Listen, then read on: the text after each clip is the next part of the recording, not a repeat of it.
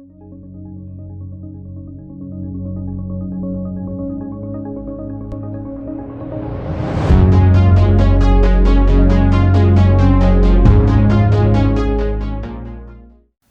everyone, my name is Kartik and my channel is about mental models. In this video I'm going to be talking about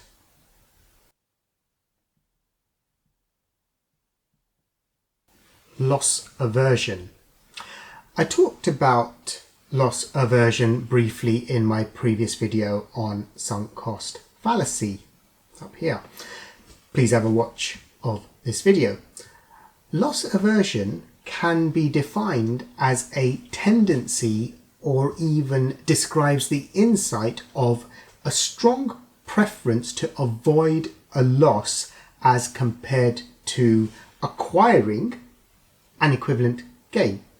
As a result, we are more motivated to avoid losses than we are to pursue gains.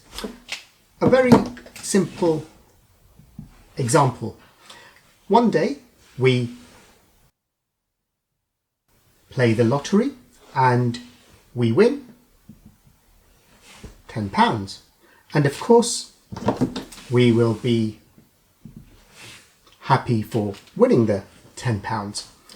But on another day, say we are going shopping and we drop our £10 note and then we lose it. The monetary gain from winning the lottery and the loss of dropping that £10 note is equal in both cases, but if we feel that we are more upset with the loss than the equivalent gain, then this is loss aversion at play. I've seen this represented graphically and it looks a little bit like this. So this is the positive feeling and this is the negative feeling, and this is the sort of the gain and this is the loss. And so here you've got your sort of £10 of winning the lottery, and here it's the same loss of dropping that £10 note, but the graph is a little bit like this in that the gain looks a bit like this on the positive scale, but the loss looks a bit like this. And so this negative feeling is greater than sort of this positive one. And so that's what it looks like, and that's what I'm trying to describe when I say loss aversion. So why is this important to know? Why is it important to know about this tendency or this feeling? Well, for one, it's connected to sunk cost fallacy, as we saw in one of my previous videos, in that having already spent something on a project and then cancelling it or diverting resources onto something else may be seen as a loss. And so therefore we may not cancel the project, we may not divert resources when a project is going badly, and so we continue to throw good money after bad. Please check out my previous video and I've gone into a little bit more detail there.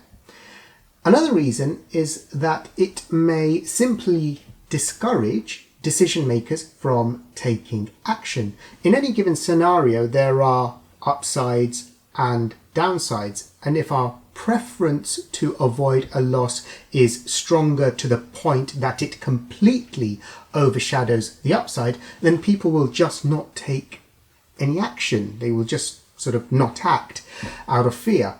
And so you may have heard of the saying that the fear of losing is greater than the joy of winning. This is the same effect.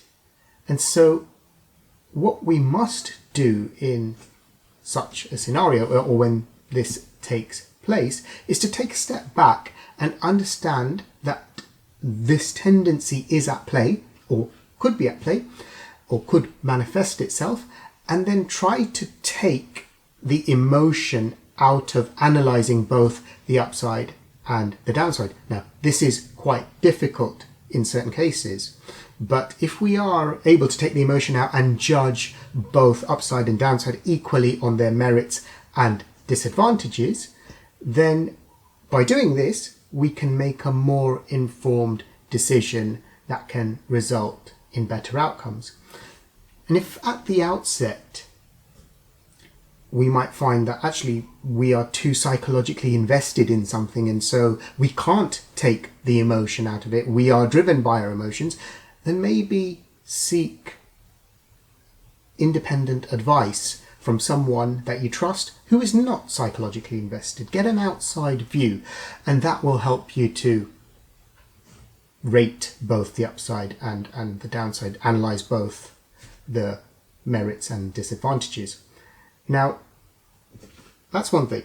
We may make a certain decision, we may all do all of that, and we may make a decision at the outset, but then realize that the decision was not the best because there's some new evidence or something else has happened, something new comes to light.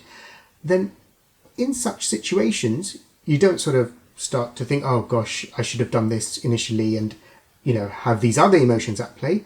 What you need to be more willing to do is to change your initial beliefs and previous understanding in response to new evidence.